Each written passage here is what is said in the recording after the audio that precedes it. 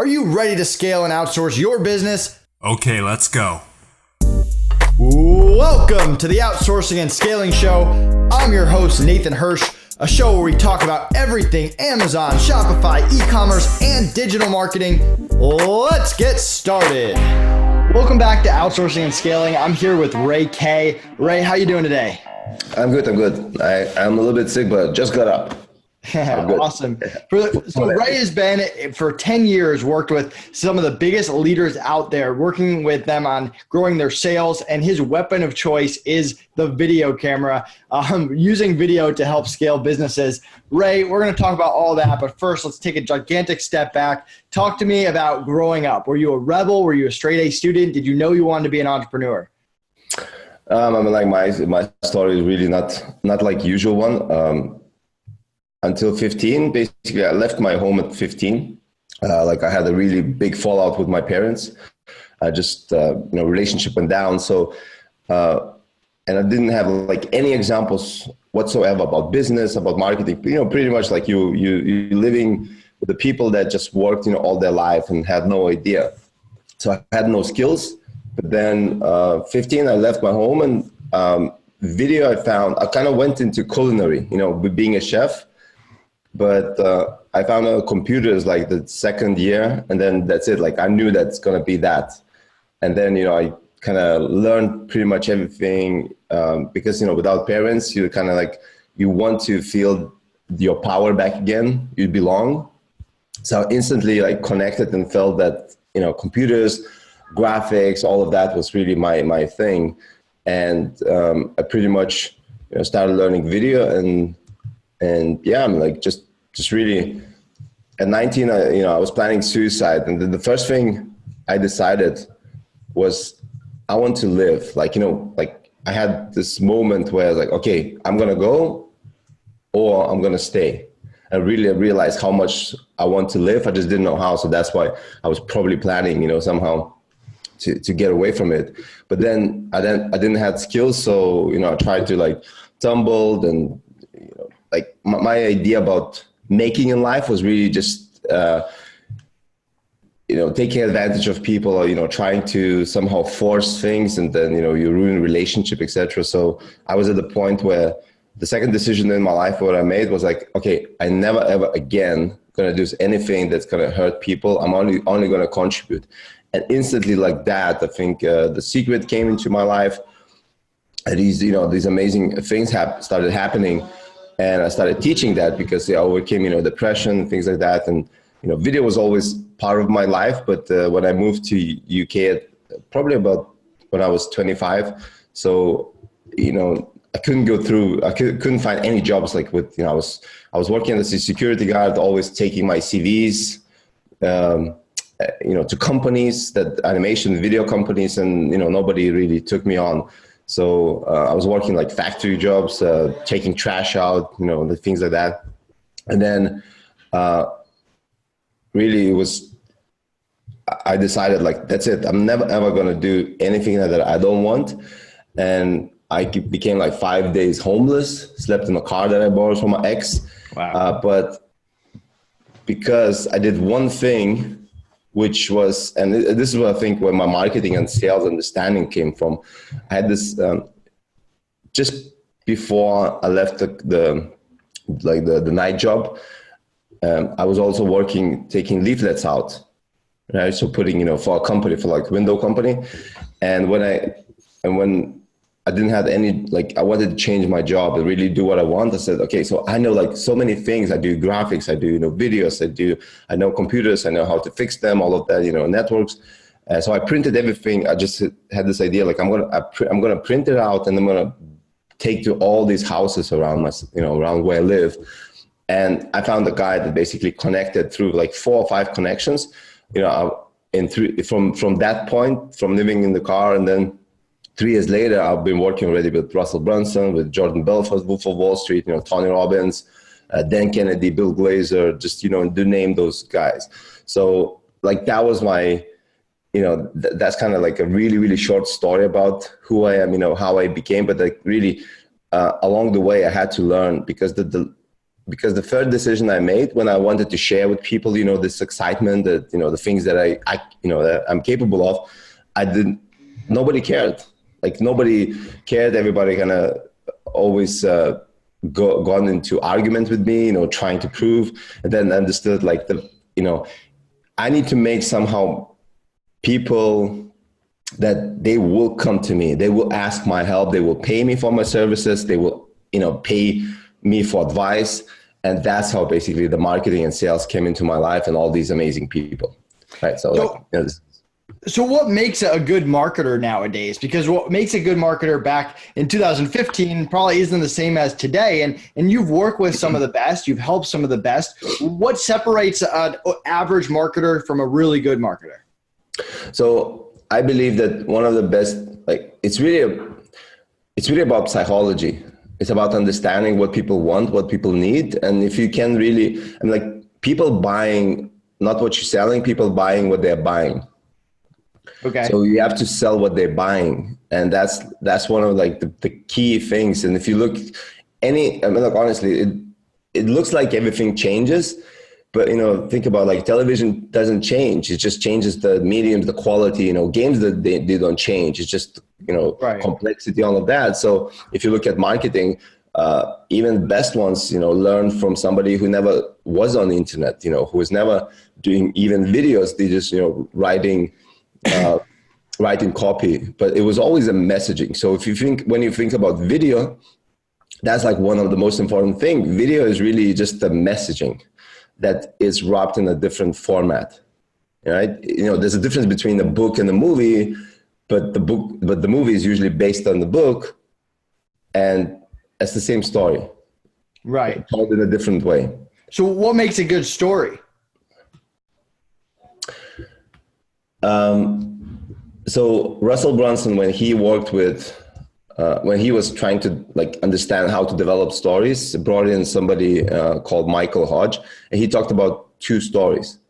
There's two journeys every hero comes, and if you look at any story in the Hollywood, there's always a story between the old personality, the old personality that's kind of stuck somewhere. Right. And he's on a journey that wants to achieve something, but there's another journey happening. So maybe, in the cars, he doesn't win the race at the end. He actually stops at the end because this is not what he really wants. What he really wants is to have friends, right? So the great story is really just a transformation, and shedding your skin pretty much. That's that's the inner shelf, right? So if somebody, if somebody wants to achieve something, they had to become somebody. And that's basically all the stories come about. It's about, being in this place stuck, right? And there's something that you need to do that needs to happen that, and this is what inspires people to kind of go on the journey. And, the stories are told from when we were little, it was always the stories. And that's why the format, because it's just, that's what we used to. So how does let's say a solo entrepreneur out there, or maybe they're a small business, 3 to 10 people, how do they tell their story via video in a way that the audience will understand and resonate with?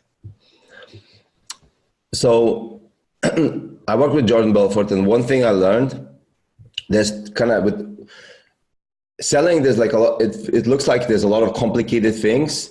So you think about, okay, there's tonality, there's how you look, there's how you present yourself, company, but really behind all of that, there's only one thing drives that. And there's three details of that. So one is you have to really show and convince people that you are just like them, right? You're just like them. Second thing is you care, right? And then the third one is really, I'm the person to help you to fulfill your dreams, right? So you have to achieve those three. So if you think about any business that's not successful, either they don't show that just like you, they don't care, right? And then, they are not really the person. So they don't have expertise. They don't have qualifications, right? So you really need to tell them, really need to tell them okay, here, here's our story, how we got the same thing you want, right? But also here's why we're sharing this, here's it's not just we came up, oh, we're going to share, it's I'm so successful in e-commerce. Now I'm just going to share with people like it doesn't make sense, right? Because like, Right. come on, man, if you're making this money, like why would you need to show somebody? Mm-hmm. Right? So like you need to justify why you're doing this. Makes a lot of sense. You know, it's like, because like you don't care. And if, you know, and otherwise it's bragging. Yeah, Right? and those are not effective videos. You've seen them out there, people just bragging about how much money they make or whatever it is, and that doesn't convert. And I agree. Sorry, keep going. Yeah, and the third one is really about showing that you're an expert. And the way you become an expert is somebody. It's not like, I don't think LeBron James can teach you basketball well, you know, because there's a coach for that. Like, you know, he was trained by a coach that he's not the best probably in the basketball, all right? But he's best at coaching. So you also need to prove and show that that you have been where they are, right, and you know the path. Otherwise, like, you know, do you think, you know, Warren Buffett really will teach you how to be, you know, successful in, you know, in business? He might show you the principles, but he might not be, he doesn't know his path, how, you know, how to transfer that to somebody. Right. So the person that makes, and this is, I think, also really have to be careful. The person that makes a lot of money is not the person maybe to learn to make money from. Right. But most people, like, you know, they just kind of shiny object effect, right? Like, you know, this guy knows really, or, you know, I have, especially with working in service business, a lot of people are like, oh, this guy has money, so he can pay. Like, no. And like working with the best really is just like, no, the more money they make, the more they're going to be cautious about where they spend, the more they're going to, you know, weigh the values, the pros and cons, right? So like maybe the person that has the most money is actually the one that's going to really be stingy about his money, and you're going to be like the less money you're going to get from them. So like really have to think instead of like, oh, this guy has a lot of money. No. You have to think what he buys, because that's where he's going to, you know, he's going to pay for something that he values, and you really need to understand what he values. So I would say, you know, don't judge people, don't create like those prejudice about, you know, whether he has money or not has money, and that's how they're going to change, you know, make decisions based on. Makes a lot of sense. So let's talk about people that are making videos right now. Maybe they're putting out a lot of content. What are some quick things that they can do to make their videos just better? Okay, so first of all, there's two types of videos. Well, three actually. So one is filmed videos. So you have a camera, a phone, and that's like one type. Second one is animations. So, you know, something graphic, something like this. And the third one is PowerPoint or, you know, keynote slides or whatever, that type of thing. So if you make, you know, the reason we use mainly is PowerPoint, you know, type slides or ugly vessel, that type of thing, or animation, because we don't really need footage, because footage is actually one of the, you know, if you're not making that, it's really hard like to plan and get it, and you have to pay for samples, you know, for videos. Like if you want to show, for example, Sahara Desert, like you're not going to go to Sahara Desert, right? So you have to really be cautious, but we can take pictures and we can create, you know, or take video samples, clips from somewhere. So like video animation gives us more freedom to tell the story. But if you're making, let's say, just simple videos, so a few things you want to do. So one is you want to, of course, have a good lighting, and, you know, so it looks good. Second thing is you want to have either Steadicam or just simple, how do you call that? Tripod to put, so the frame is not moving. Because back here. Yeah, because you want to focus on the things that people, you know, you want people to focus on the things that they have to see instead of all this jiggering, all noise, right? And then the third one is sound. If you like, even even with it sounds different than just, you know, something. So even videos, you know, you can buy for $10, you can buy, or $15, you can buy a lapel mic, plug in your phone, and that's it. I mean, like, you know, your sound on the phone, even it could be really good. And really with iPhone, if you have tripod, good light, and sound, I mean, like they actually did comparison. On the Steadicam, they filmed like with a $10,000 camera, and the iPhone is really not much of a difference. If you get those things right, it's really like only like professionals can really see that difference.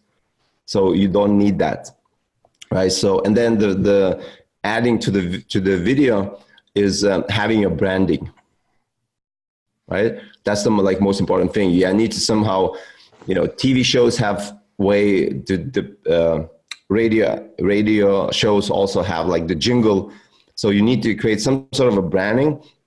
I can actually, let me see. I can actually show you mine if you want. Let's quickly. So you can just get an idea what it is. Okay, give me a second. Yeah, I will. Intro.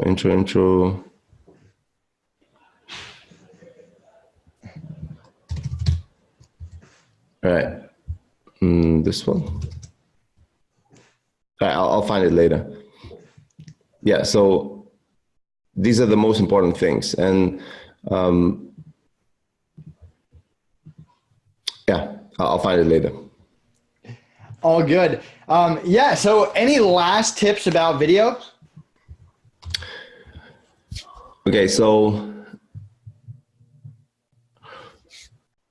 I see like the most important thing, I think, is just a lot of people when coming into this industry now, especially marketing online, they kind of, everybody's teaching now webinars and sales video, just putting out like videos on Facebook, but you really have to think about when there was no video, what was like the main thing? It was always the SEO, because somebody's searching for your business. So there's only like two ways people can find you. One is they're searching like physically for something, or they're searching mentally. Right. So you need to see, right? So you need to kind of reach them out. So if you're doing videos, for example, the best strategy would be if you're using Facebook Live, for example, on the iPhone. I know for sure on the iPhone, you can save the video after the live is finished, right? So then you can save it on your phone. You can even with the app on the phone, you can add your jingle, upload it to YouTube, and name it correctly with the keywords. And because that's how people are going to find it. If you have 1,000 likes on your Facebook fan page, only like 100, maybe 200 the most will see. If it's not interesting, people won't comment. So like you only get like 200 people see it, right? But there's not really searchable. On YouTube, when you put, it's also on Google, you can find it. It looks different. It's a video thumbnail instead of just the link. And the first thing we do always when it comes to the business, so two things. One is we'll look at what type of keywords there are, so then we can start focusing on those to dominate the Google first page.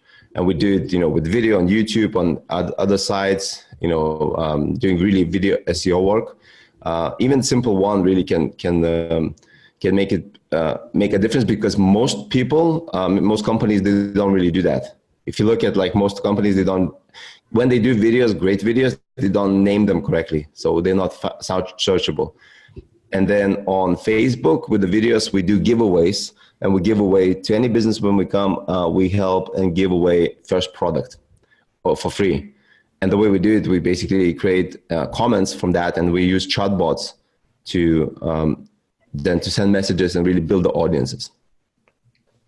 Awesome. This was great. Ray, thanks so much for coming on. Where can people find out more about you, and what are you excited about in 2019?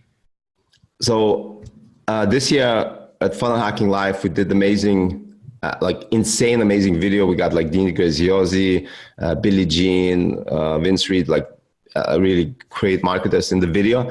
And I put together a process how we basically took from the idea level when Russell Brunson came to us saying, you know, like we have this, you know, a crazy idea about Xanos, like Thanos and Mark Zuckerberg, right, combined.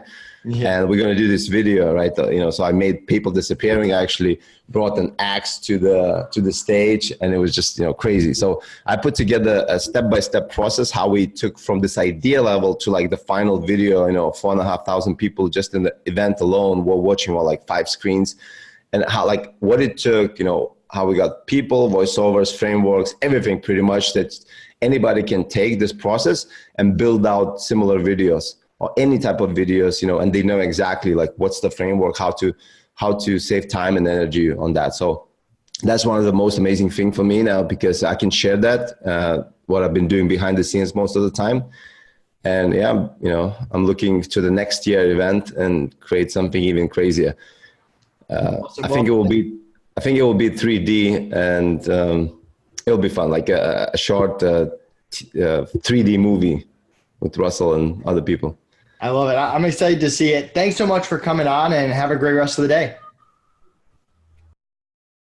Hey everyone, thank you so much for watching. Did you enjoy this content? If so, click like, leave us a comment, and subscribe to our channel so we can continue bringing you great content all about hiring.